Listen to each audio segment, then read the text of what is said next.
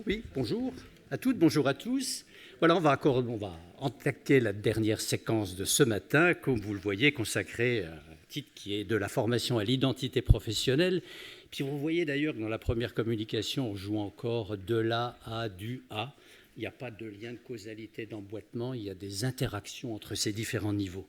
Voilà, donc on a proposé à plusieurs d'organiser cette séquence autour de cette question de formation, à laquelle je vais revenir avec Maria, puis ensuite en deux temps sur l'identité professionnelle, avec Dana Castro, qui n'a pas pu être présente aujourd'hui, mais qui a fait une petite vidéo. Voilà, donc on la passera tout à l'heure. Sa vidéo dure un petit quart d'heure, et comme vous le voyez, qui s'intéresse à la collégialité comme support identitaire du psychologue. C'est une notion, par les temps qui courent, qui est particulièrement la bienvenue. Voilà, puis la séquence clôturera avec Emmanuel qui nous évoquera la question de l'identité du psychologue ou des psychologues, avec le titre qui advient et qui a, entre autres, au-delà des multiples responsabilités et fonctions comme psychologue diverses qu'elle a pu occuper, consacré une thèse à cette question qui servira et qui alimentera son propos. Voilà, donc avec Maria, on va revenir d'abord sur cette question de la formation au titre et du titre à la formation. Alors peut-être avant d'attaquer plus directement cette question, je voulais rappeler, si ça... Oui, que je ne me gourre pas. Ouais. Tiens. Comment c'est ouais. Normalement, ça fonctionne comme ça. Ouais. Quelques soucis techniques, comme Dana en a rencontré, comme vous le verrez avec son enregistrement. En fait, la question, c'est où faut-il diriger ça? Oui. Je ne fais pas de signe là-haut. Alors oui. Tout à l'heure. On va faire de l'essai-erreur. Donc par là, ça ne marche pas. Avec l'autre bouton, ça ne marche pas. Voilà, la personne experte arrive pour nous sauver. Vous la tenez à l'envers. D'accord. Oh la tête à l'envers. Ouais. Tout ça pour en arriver là. Merci, monsieur. On peut refaire le numéro aussi. Non, dans la séquence essai-erreur, on n'en était pas encore là, c'est D'accord. Et tout. tout à l'heure, vous mettiez la main devant. C'est juste une question de moment. Voilà. Alors tout ça, ça va sur YouTube, ce qu'on est en train de faire. Merci. Voilà. Ça servira au prochain. Je ne redétaille pas, chacun d'entre nous, on a une histoire des implications professionnelles, des responsabilités, à la fois institutionnelles et des engagements qui expliquent qu'on soit retrouvé là. Voilà, et on parle dans les micros, on va y arriver, mais pour dire que chacun d'entre nous, quatre qui intervenons, on le fait, on est bien nu, on ne peut pas s'extraire des institutions et des organisations où on est, mais on évoque des propos à titre personnel. Nous ne sommes pas escalité ici représentants de, donc on a une certaine liberté de parole, comme vous pourrez le voir, puisqu'on va essayer d'accompagner le propos d'un certain nombre d'éléments de réflexion. Voilà, donc en particulier, on va commencer sur cette question de la formation. On l'a rappelé tout à l'heure du point de vue historique. Elle se fonde ici, toutes les professions réglementées d'ailleurs s'appuient essentiellement, c'est une dimension fondatrice majeure sur cette question de la réglementation. Voilà, mais peut-être que, bien entendu, on ne va pas détailler tout ce qui est là, d'autant qu'il y a eu des rappels qui ont été faits tout à l'heure. Mais si on fait des rappels historiques, en réalité, vous imaginez bien que ce qui nous intéresse, c'est l'actualité, le présent et le futur, et entre autres, quelles leçons on peut tirer de cette histoire pour essayer de construire et d'avancer pour l'avenir. Voilà. Et cette question, en l'occurrence, de lien entre formation et réglementation, elle est fondamentale d'un point de vue réglementaire et statutaire, elle est fondamentale aussi pour penser l'avenir.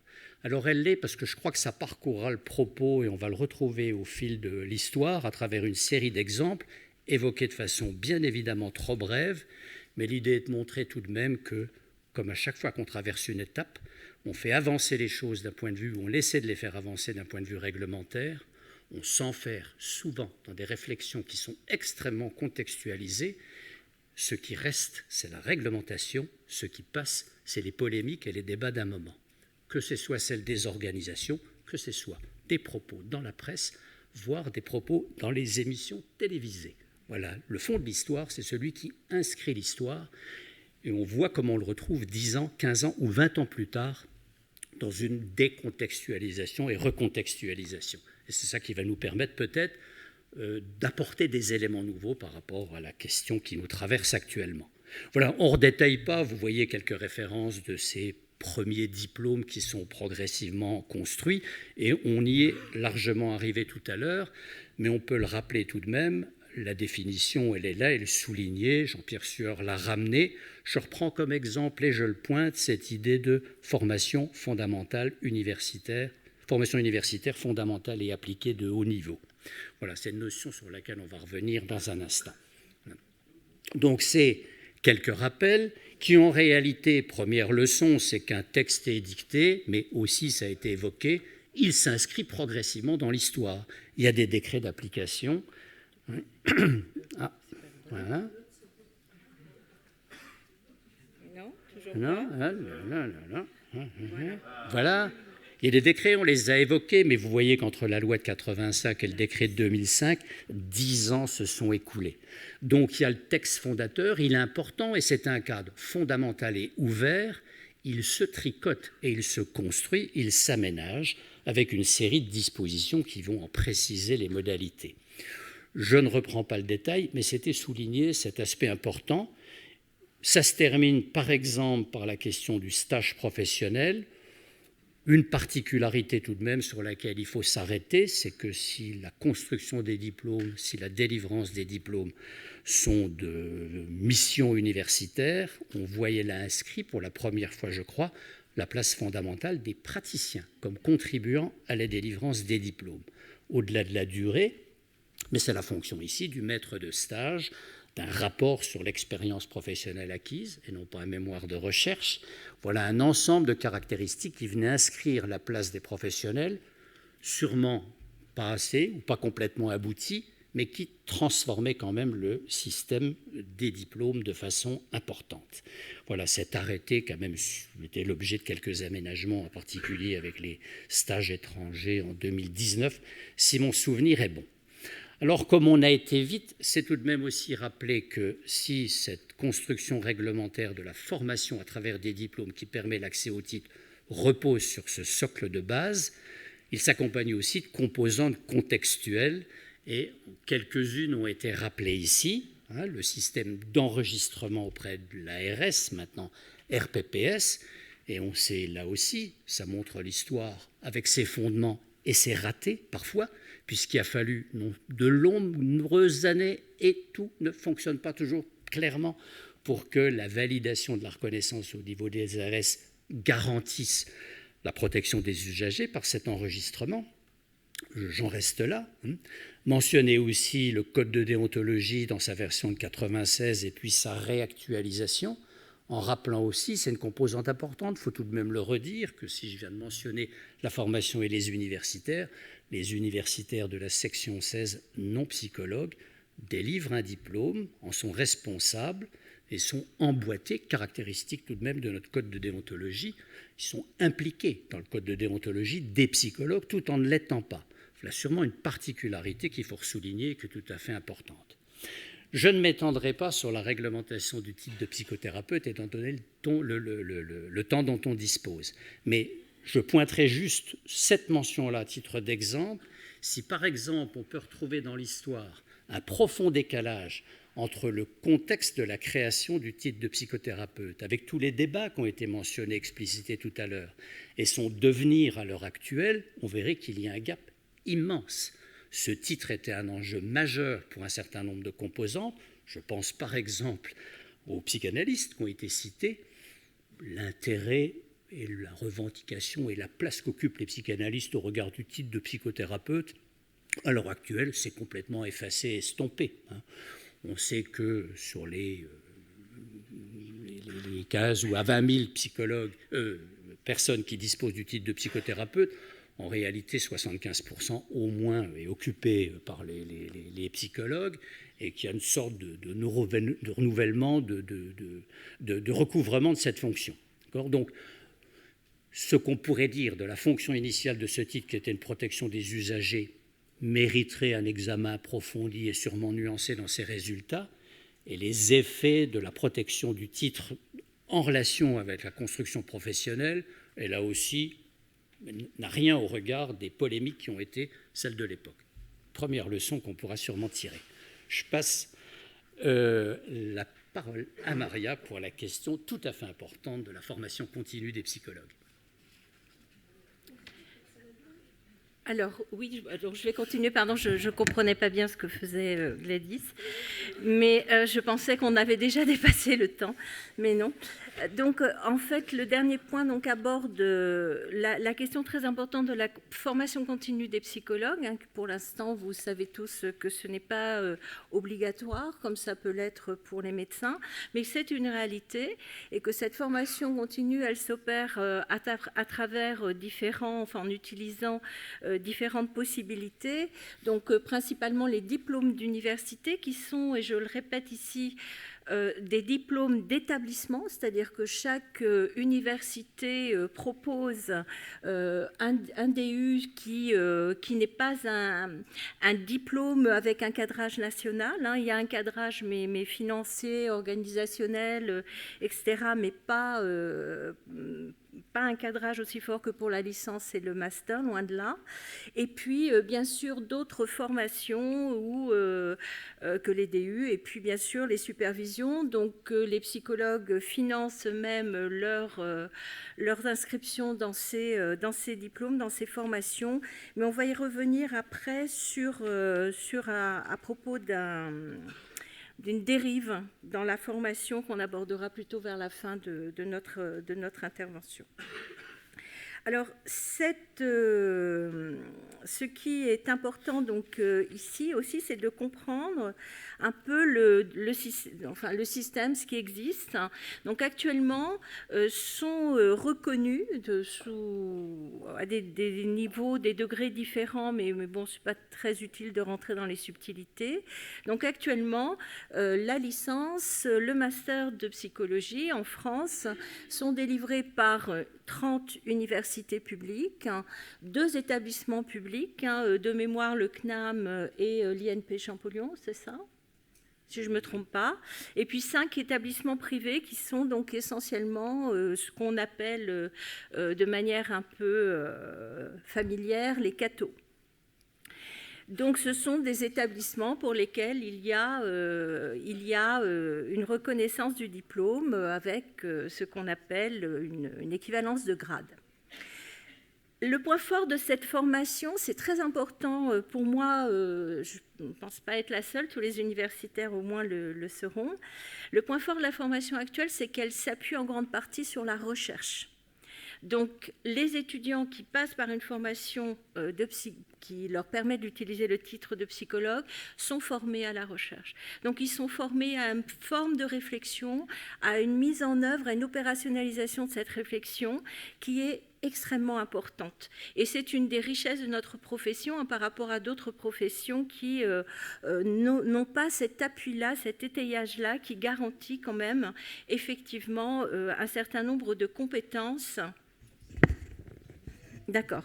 Un certain nombre de compétences qui sont extrêmement importantes, justement parce que tout au long de sa carrière, le psychologue devra se former et les bases sont là. Ça garantit aussi des formations qui sont évaluées actuellement par l'HCERS essentiellement. Donc c'est une évaluation par les pairs qui est également garante de la qualité de la formation. Et puis ce sont aussi des diplômes pour lesquels il y a un suivi, et notamment un suivi qui n'est pas pour nous anecdotique, qui est celui de l'insertion professionnelle. Je pense que beaucoup ici ont l'expérience, je regarde Christine, de salons de l'étudiant où les parents venaient nous voir en disant surtout dites à notre enfant qu'il ne faut pas qu'il fasse des études de psycho parce qu'il n'y aura pas de travail. Donc ça, c'est fini. Et donc ce genre d'indicateur est très important.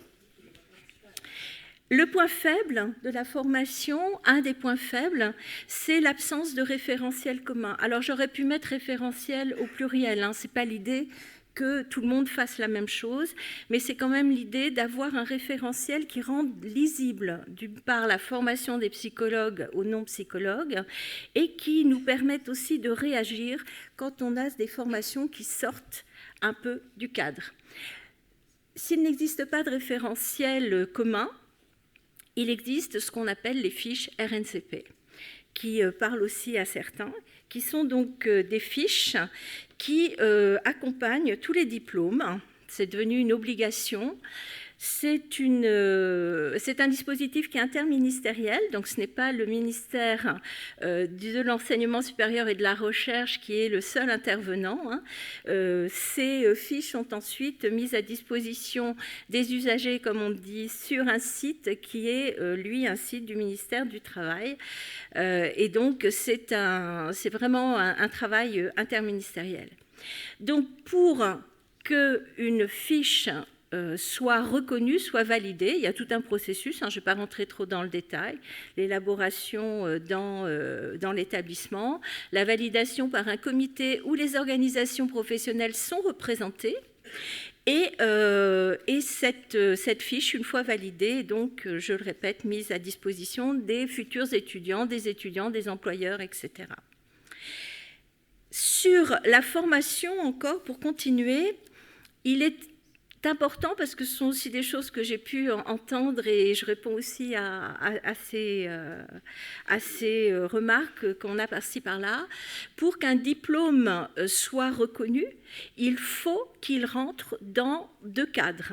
D'abord, il doit respecter le cadre national. Donc, on ne fait pas ce qu'on veut dans une licence de psycho, on ne fait pas ce qu'on veut dans un master de psycho, même si on tord un peu les choses pour arriver quand même, notamment à un point que j'aborderai après, qui est le poids disciplinaire.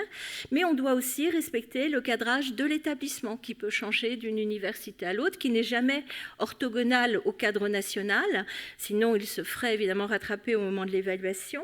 Mais on doit travailler dans ces cadres. On ne fait pas totalement ce qu'on veut.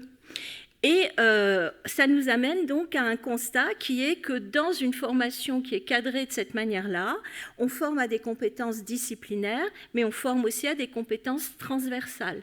Certaines, ça va de soi, ça ne pose aucun problème. Et puis pour d'autres, parfois, on voit bien que c'est assez difficile d'expliquer qu'effectivement, on va donner des ECTS, qui sont des traductions de la reconnaissance d'une formation, à des compétences pour des futurs psychologues qui peuvent être des compétences liées à la transition écologique. Enfin, moi, je pense que ça peut servir, mais je comprends qu'on puisse être étonné que ce soit obligatoire dans une formation ou le sport, ou d'autres encore, là, ça peut dépendre de l'établissement. Alors, on revient aux fiches RNCP, donc qui sont, on va dire, ce ne sont pas des référentiels, mais bon, il y a quand même des petits éléments quand même qui guident, qui cadrent. Alors, on en a, alors, pas pour 14 masters, mais Isabelle, on en discutera tout à l'heure. On a actuellement une fiche pour la licence de psycho, donc qui nous donne un attendu en termes de compétences transversales spécifiques et d'activités. Et on a une fiche par mention de master. Donc, on a actuellement 7 mentions de master qui ont fait l'objet de ce processus et donc de chemin vers la visibilité, la lisibilité de la formation.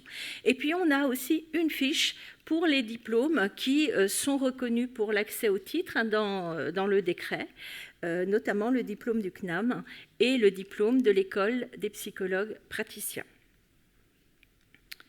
Alors, je sais que vous ne pouvez pas lire, ce n'est pas fait pour, mais on savait que le diaporama serait mis à votre disposition, donc on s'est dit que vous iriez regarder le détail.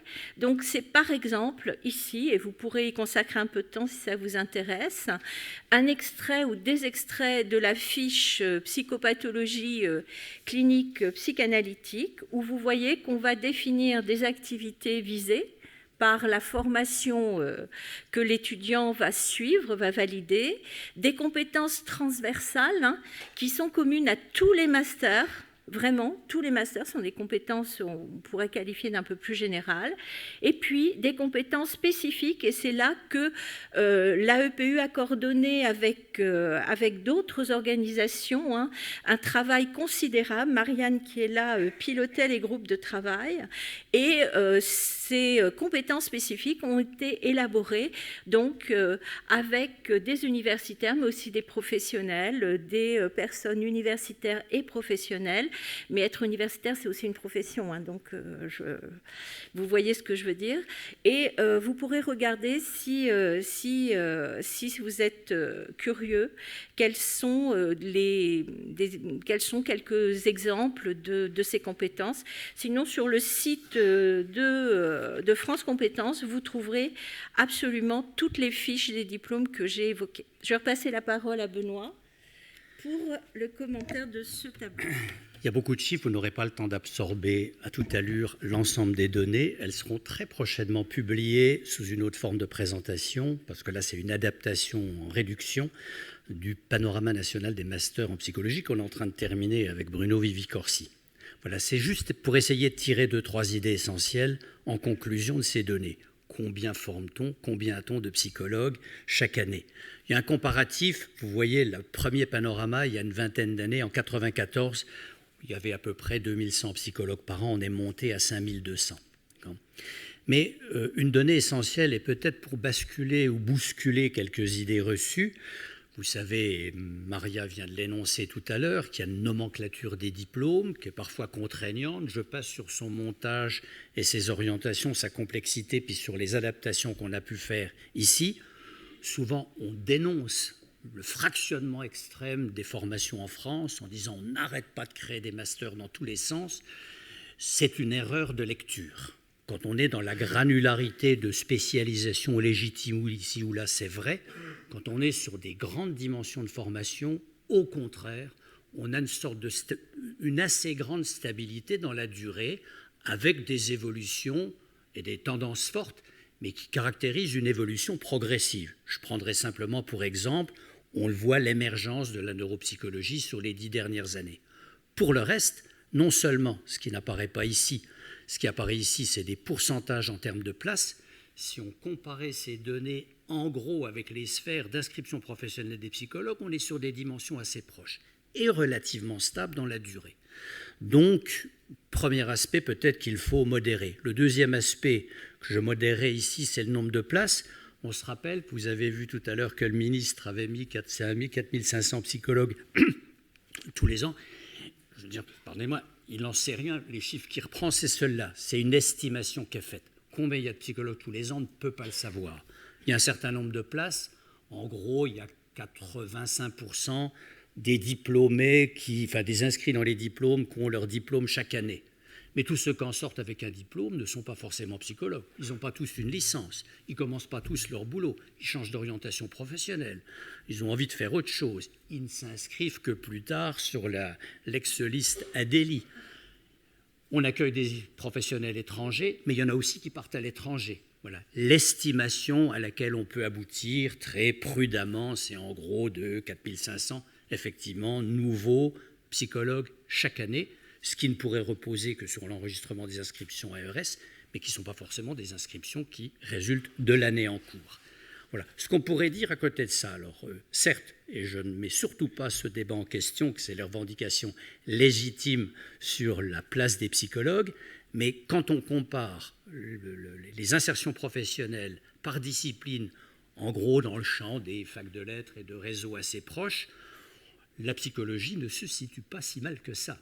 D'accord ? Certes, il y a des fragilités du fait des caractéristiques des emplois à temps partiel, en termes de niveau et de caractéristiques d'insertion, c'est plutôt pas mal classé, et peut-être, puisque, et j'y reviendrai sur un autre propos, les psychologues ont tendance parfois à s'auto-flageller, on note dans les témoignages d'étudiants qui relèvent d'enquêtes d'insertion que c'est la profession, le métier pour lequel les étudiants ressentent la plus forte adéquation entre la formation qu'ils ont reçue et la nature des emplois qu'ils occupent, ce qui n'est tout de même pas inintéressant par rapport à la qualité de la formation.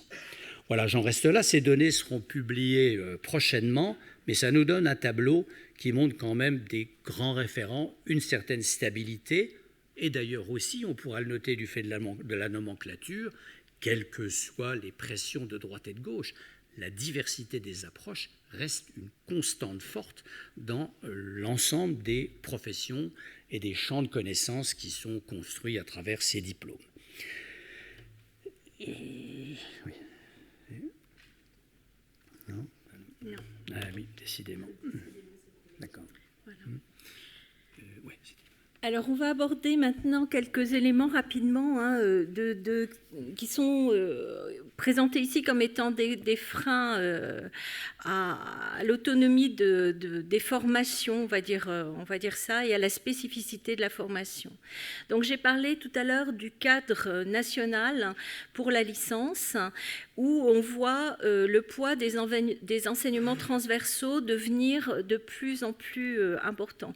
Si je prends mon établissement, donc Paris-Cité, pour le parcours de licence sciences psychologiques, celui qui est à Boulogne à l'Institut de psycho, eh bien on a sur 180 ECTS, donc c'est le nombre de crédits qu'il faut pour valider une licence, eh bien on en a 24, vous pourrez toujours me dire que ce n'est pas beaucoup, mais quand même, on en a 24 qui sont totalement hors champ de la psycho.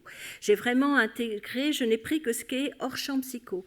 J'ai gardé dans le champ de la psycho les outils qui sont des outils indispensables pour le psychologue. Donc, j'ai mis dedans l'anglais, la formation au traitement des données, la formation numérique, etc.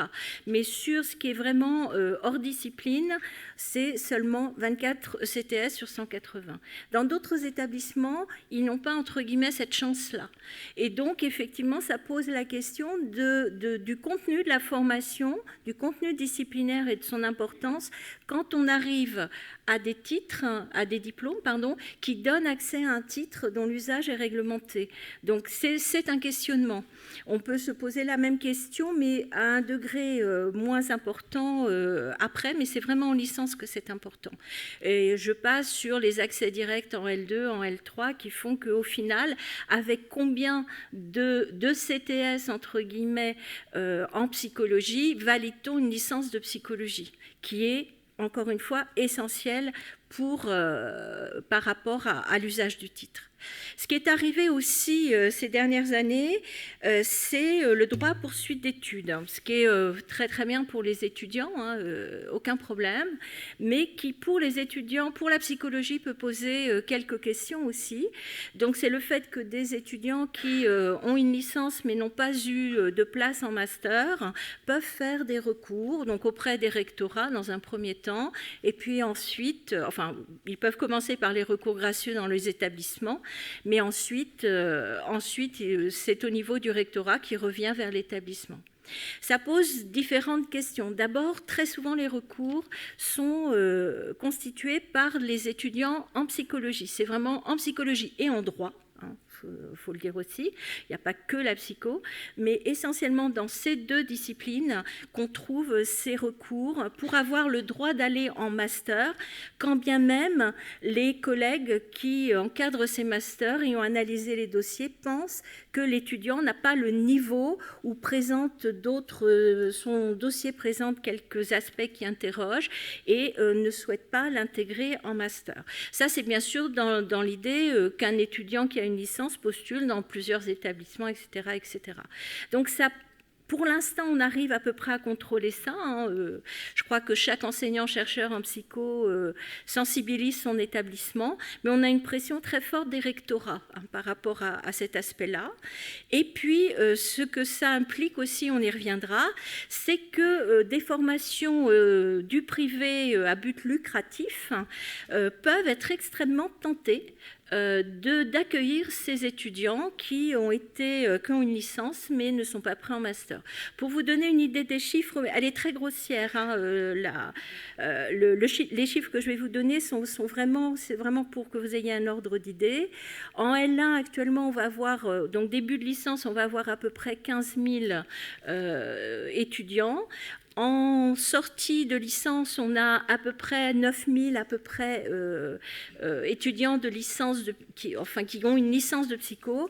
Et puis en master, eh bien, on va en accueillir beaucoup moins puisqu'on en accueille à peu près 5-6 000, un peu plus. Mais c'est un ordre d'idée. C'est-à-dire que ça interroge aussi, sachant que ce ne sont pas forcément les mêmes étudiants qu'on trouve à l'entrée et à la sortie. Mais voilà, on sait qu'on est une discipline très très attractive. On sait qu'on va donner la licence sur des bases différentes, variées, et que c'est peut-être très bien, mais que toujours par rapport à ce combat pour le titre, pour une formation reconnue, etc., c'est quelque chose qu'on doit garder à l'esprit. Et puis ces formations du privé à but lucratif, eh bien, elles sont de plus en plus présentes en nombre, elles sont de plus en plus insistantes. On a aussi de plus en plus d'étudiants qui partent se former à l'étranger, qui se forment parfois même en distanciel. Ce sont des situations qui sont de plus en plus importantes, donc il y a un mouvement sur lequel il faut garder un œil, parce que tout ça se fait dans le contexte d'une réglementation européenne qui s'impose à nous, donc qui est extrêmement contraignante aussi par rapport à ça, avec par exemple en France l'installation d'antennes d'établissements européens qui confèrent le diplôme d'un autre pays, mais c'est une formation qui est suivie par nos étudiants en France et ça peut poser quand même quelques problèmes, notamment au niveau de l'équivalence des formations qui donnent le diplôme et donc la question de l'équivalence de ces diplômes. Donc ça, c'est un sujet important parce que, encore une fois, le mouvement est un mouvement qui va en s'amplifiant. Donc tous ces éléments-là sont des points d'alerte, des points d'attention, des points sur lesquels on travaille. Alors, évidemment, il y a des enjeux derrière tout ça. Je vais aller très vite parce que j'ai déjà dit beaucoup de choses par rapport aux points qui sont sur cette diapositive. Donc, les débouchés de la licence de psychologie, une question pareille qu'on se pose depuis très, très, très, très longtemps. C'est-à-dire, que fait-on des étudiants qu'on ne prend pas en master, avec un point de vigilance qui est de ne pas diplômer des personnes qui exerceraient ensuite des fonctions qui seraient des fonctions de, entre guillemets, sous-psychologue, évidemment. Et tout ça se fait effectivement dans le contexte d'une demande étudiante très forte. Donc j'ai déjà parlé des établissements privés à but lucratif. La pression des rectorats qui est très très forte, que subissent les établissements. Pression des rectorats pour continuer à admettre beaucoup d'étudiants dans nos formations, parce qu'on pourrait nous dire arrêtez d'en accepter 15 000 en L1, puisque au final vous n'en diplômez que 4 500. Oui, mais c'est plus compliqué que ça, évidemment, et notamment parce qu'il y a la pression des rectorats et la pression de certains établissements. Aussi, ce qu'on voit apparaître aussi, qui est un point d'alerte, c'est la pression des... J'ai parlé tout à l'heure de la formation continue et de ces DU qui sont effectivement des DU diplômes d'établissement, mais on voit de plus en plus d'établissements privés à but lucratif utiliser ce dispositif pour conventionner avec un établissement ou une université où il n'y a parfois pas de licence et parfois pas de master de psychologie, mais il y a cette manne de la formation continue des psychologues et qui vont donner leur caution à ces DU. Et ça pose aussi la question, je le dis directement, de la caution qu'apportent les enseignants-chercheurs de l'université lorsqu'ils participent à ces formations un peu hors cadre. Et puis, évidemment, ça a été abordé tout à l'heure, la floraison, vraiment l'imagination de formation à la psycho, à la pratique de la psycho, mais sans le titre. Alors, ce que vous avez à l'écran, je l'ai pris sur un site. Alors, je ne vous dirai pas de quel établissement c'est parce que ce n'est pas l'objectif, mais j'ai vraiment fait un copier-coller de ce qui est proposé. Donc, vous découvrirez sans doute pas quelque chose qui vous est totalement étranger, mais voilà, praticien en psychothérapie, praticien en psychanalyse, praticien en coaching, praticien en art-thérapie, psychotraumatologue. Donc voilà, toutes ces choses qui fleurissent un peu partout. Je pense que ce serait pas mal aussi que la profession s'y intéresse.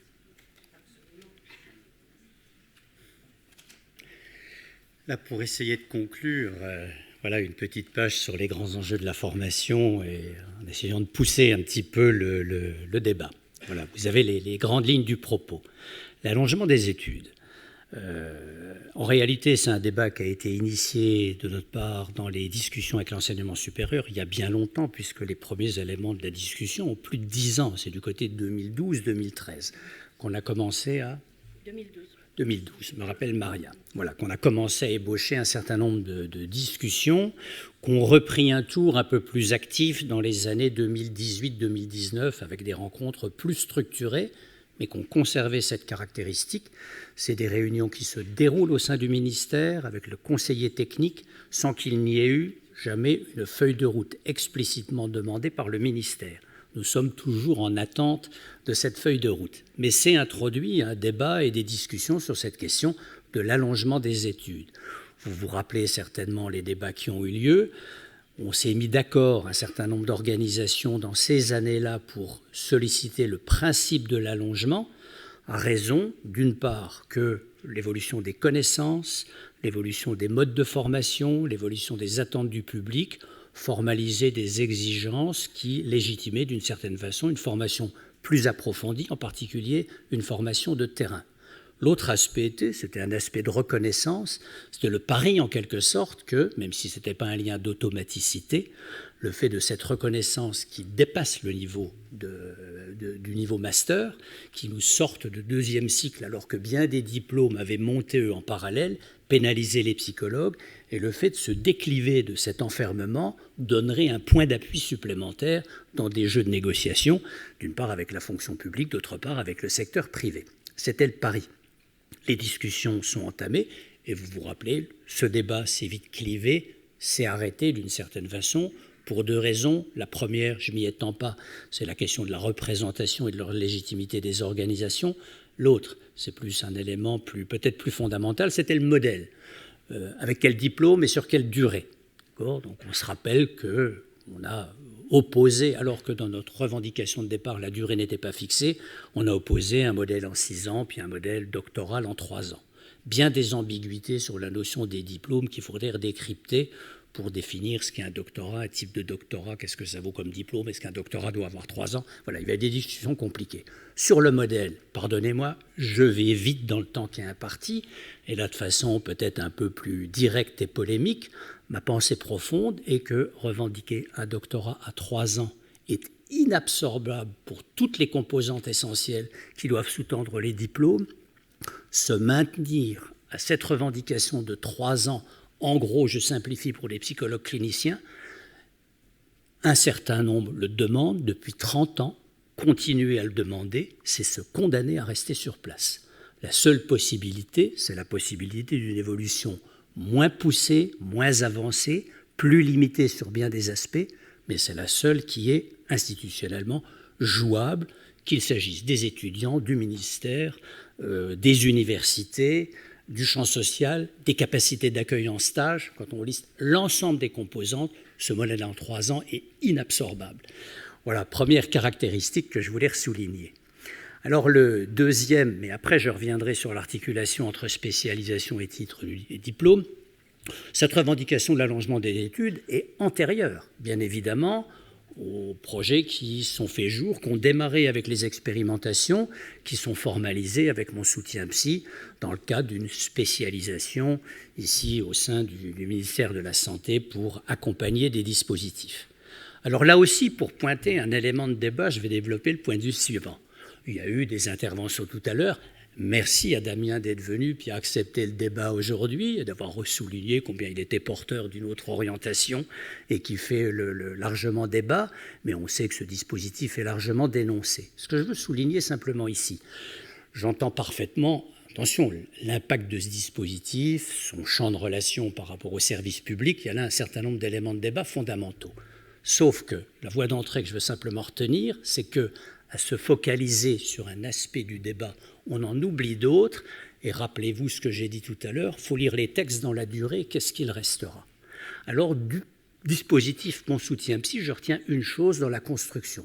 Et on me pardonnera pour avoir été au plus près des négociations sur ces questions, les textes, je les connais bien, mais quand on a ce dispositif qui permet de sélectionner les psychologues, ça repose sur une définition qui n'est pas inintéressante. C'est une compétence en psychologie clinique et pathologique, légitime au regard de, ici, le type d'accompagnement que ça suscite, basée sur la formation initiale et continue. C'est le premier dispositif qui intègre une reconnaissance de formation de certains niveaux et qui intègre la capacité à rentrer dans ce dispositif en prenant en compte l'ensemble d'un cursus, donc l'évolution d'une personne sur sa carrière. Et on n'est plus figé dans une voie d'entrée par rapport au diplôme. On a là un élément tout à fait nouveau dans la conception même des diplômes et de leur approche, qui est tout à fait important et dont on peut s'étonner qu'il ne soit jamais repris dans aucune des discussions. Ça paraît un élément qui montre que le débat doit souvent être élargi. Voilà, alors, bien évidemment, je ne redétaille pas la suite du propos et la non-acceptation que nous avons par rapport à une filière plus spécialisée, sectorisée, mais c'est pour revenir à l'articulation entre titre unique et spécialisation. Alors, il faudrait distinguer le titre unique en termes de dogme puis de ce que ça recouvre.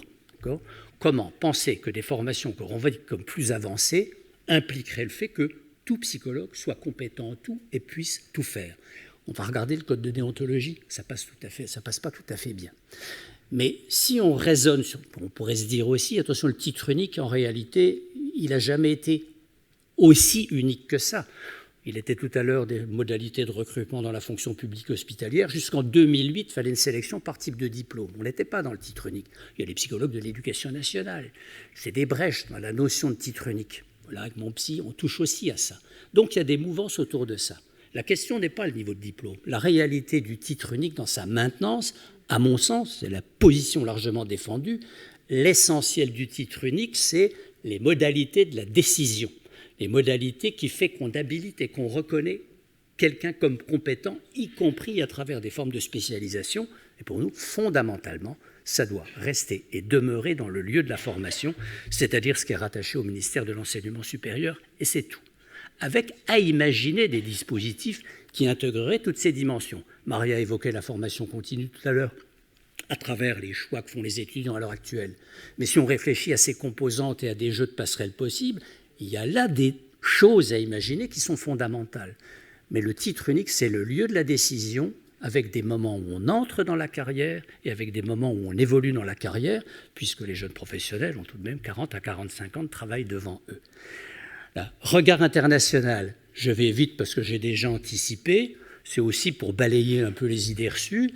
Tu me pardonneras, le village gaulois, mais arrêtons les discours dolorosistes, et c'est très français ça, mais quand on regarde les parties, on a toujours l'impression qu'on est un pays extraordinaire ou ailleurs. Alors, 2-3 leçons sur l'étranger.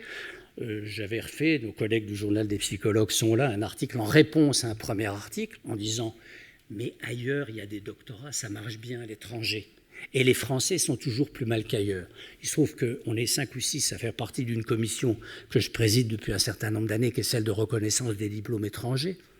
Mais le niveau de formation en France, il est plus qu'honorable par rapport à l'ensemble des pays européens. Il est tout à fait satisfaisant. Première leçon. Deuxième leçon, il n'y a pas de doctorat ailleurs. Il y a un exemple peut-être au Canada, ça ne vaut pas en Europe, et encore ils en viennent. Il n'y a pas de doctorat de titre unique en Europe pour les pays. Qu'est-ce qu'on observe dans les autres pays d'Europe ? Les seuls pays où il y a des niveaux de reconnaissance avancés sont des niveaux de reconnaissance spécialisés. Psychothérapeutes, neuropsychologues, il n'y a pas d'avancée homogène et unique ailleurs en Europe, et nous nous situons pas mal tout de même dans l'ensemble des formations.